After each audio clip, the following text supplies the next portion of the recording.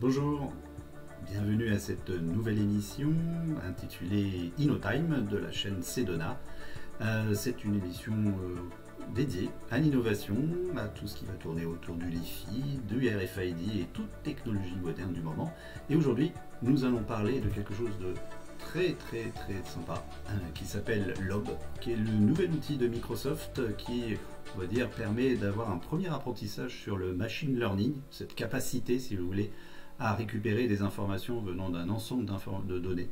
Et pour ce faire, Microsoft a racheté il y a quelques temps, en 2018, une société spécialisée dans le machine learning et qui a créé une solution basée Lob, donc, qui est une application tout à fait autonome, disponible sur Macintosh et sur Windows, qui est encore en version bêta, ça c'est important de le souligner, et qui permet, comme son nom l'indique, de pouvoir récupérer à partir de données, d'images ou de vidéos, d'effectuer une classification basée sur du machine learning, basée sur du deep learning, des modèles statistiques, etc.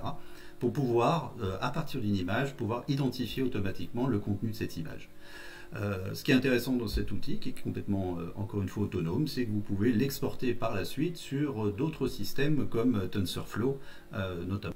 Alors, comment se passe finalement et comment on va utiliser cette application? Le modèle machine learning est très simple, il y a trois étapes qui sont primordiales. La première étape, c'est labelliser, c'est-à-dire que vous allez lui fournir un ensemble de vidéos, d'images, et pour chaque vidéo, chaque image, vous avez bien sûr indiqué ce que c'est. Quand je vais mettre un vélo, je vais effectivement indiquer quelque part que l'image que je viens de donner est un vélo. Ça va permettre par la suite au moteur de reconnaissance de pouvoir associer l'image par rapport à ses caractéristiques physiques avec un label que vous auriez défini préalable.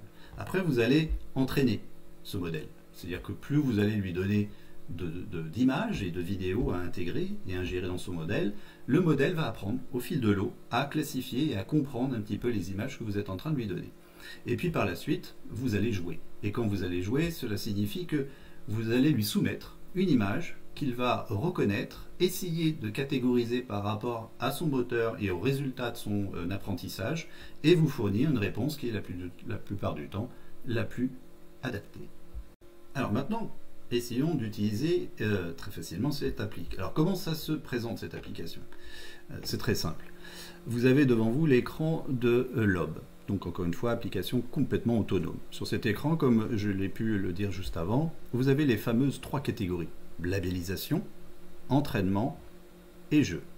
Comme vous pouvez le constater, j'ai déjà intégré un ensemble de données ici, puisque l'objectif pour cet exemple, c'est de pouvoir classifier des plantes selon que ce soit des cactus ou de l'aloe vera, qui est une forme de cactus. Donc imaginez qu'en regardant vous-même l'image, essayez de comprendre et de savoir si c'est un cactus ou un aloe vera. Donc l'objectif ici, la première chose que je vous avais dit, c'est de labelliser. Donc là j'ai déjà fait, c'est-à-dire que j'ai importé, comme vous pouvez le voir, une huitaine d'images qui sont associées donc à l'aloe vera, et j'ai fait la même chose avec le cactus. Bien entendu, le modèle de Microsoft préconise qu'au minimum 5 images soient labellisées par catégorie, afin d'avoir un modèle d'apprentissage le plus complet possible.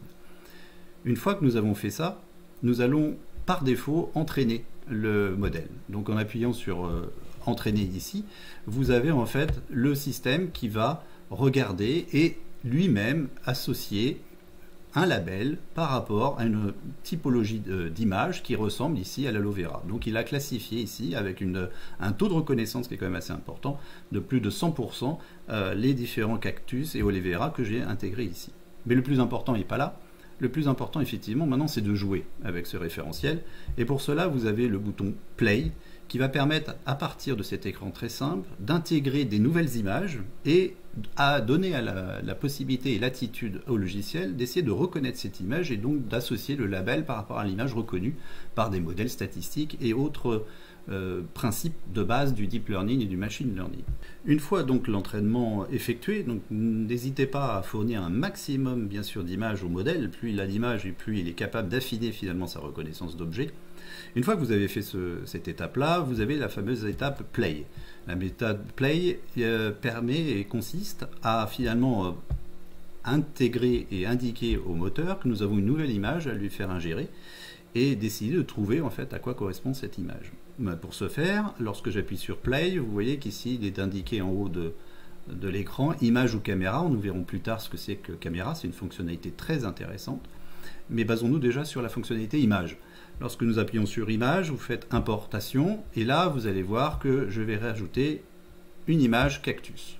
Cette image n'est pas une image d'un vrai cactus, comme vous pouvez le constater, mais automatiquement le modèle tel que vous voyez en bas a reconnu à plus de 90%, c'est la fameuse avancée verte que vous voyez sur le nom, que l'image que je lui ai fournie était un cactus. À partir de là, nous allons confirmer bien entendu que cette image est bien une cactus et il va l'intégrer automatiquement dans son modèle et comme vous pouvez le voir tout en haut de l'écran, va réeffectuer un apprentissage de l'image qui vient d'arriver, comme vous pouvez le constater ici, pour pouvoir intégrer cette image dans son nouveau référentiel d'image, et notamment ici le cactus. Alors, qu'est-ce qui est également très intéressant dans ce système-là? Vous l'avez compris, nous avons bâti finalement un référentiel d'image, la cactus ou la vera, et puis nous l'avons entraîné à intégrer ces images-là, et puis à continuer à progresser en leur fournissant et encore des images pour qu'il affine au fil de l'eau et arriver à plus de 99-100% de reconnaissance. Ce qui est intéressant, c'est qu'à partir de le modèle finalement que vous avez constitué, vous allez pouvoir l'exporter sur un modèle TensorFlow de Google ou TensorFlow Lite qui sera utilisé au sein des applications mobiles.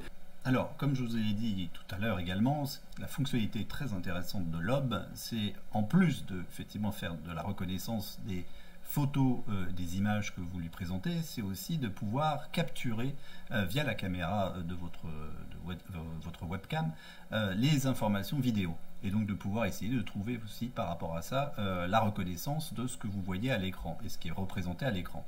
Pour ce faire, c'est très simple au niveau de Lob. J'ai initié ici, comme vous le voyez, une série d'images qui proviennent directement de la caméra vidéo de mon PC.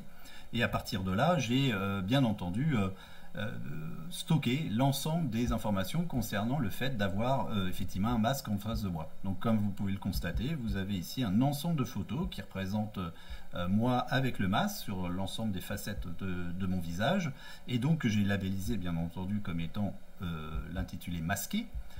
Et comme vous pouvez le constater, j'ai fait la même chose sur l'ensemble également des images provenant de la webcam en temps réel lorsque j'étais pas du tout masqué. Donc l'intérêt de ça, c'est qu'une fois après que je suis en vidéo classique, donc je ne peux pas vous montrer là tout de suite pour des problèmes techniques, mais lorsque j'ai demandé en temps réel et en actionnant la phase, il m'a reconnu ici automatiquement que je n'avais pas de masque, comme vous pouvez le constater ici. Et par la suite, lorsque je mettais un masque, automatiquement, il reconnaissait ici, comme vous pouvez le constater, que j'étais masqué. Donc c'est très intéressant puisque en temps réel, il va analyser l'image qui provient de n'importe quelle source vidéo, donc ici c'est la webcam et ça pourrait être une caméra externe, et de pouvoir classifier des objets qui sont soumis à son approbation directement via ce système-là. Alors il y a un exemple qui est très intéressant et qui est présent sur le site de Lob, qui vous présente une personne qui a fait le même système mais basé sur la prise d'eau. Et donc il se prenait en photo via sa caméra en prenant le verre et en le buvant. Et à partir de là, il a stocké l'ensemble des informations en disant j'ai bu. Et il a créé une petite application qui, lorsqu'il finalement il faisait ce geste-là devant la caméra, ça incrémentait un compteur et ce compteur-là lui disait s'il avait bu assez d'eau à la fin de la journée. Voilà, nous avons fait le tour un petit peu des fonctionnalités de Lob. Alors bien entendu, il y a beaucoup plus de choses à faire, mais sachez que l'objectif, je pense, de Microsoft, c'était de proposer de manière très simple un outil permettant déjà de se frotter à ce qu'on appelle le machine learning et l'apprentissage automatisé, avec un exemple très simple et j'allais dire une facilité d'usage qui est hors pair. Ainsi se termine donc notre premier InnoTime de la chaîne Sedona. N'hésitez pas à venir nous rencontrer via toutes les adresses de réseaux sociaux que vous voyez en bas et n'hésitez pas surtout à vous abonner à notre chaîne sur YouTube. Merci beaucoup et à bientôt pour un prochain InnoTime.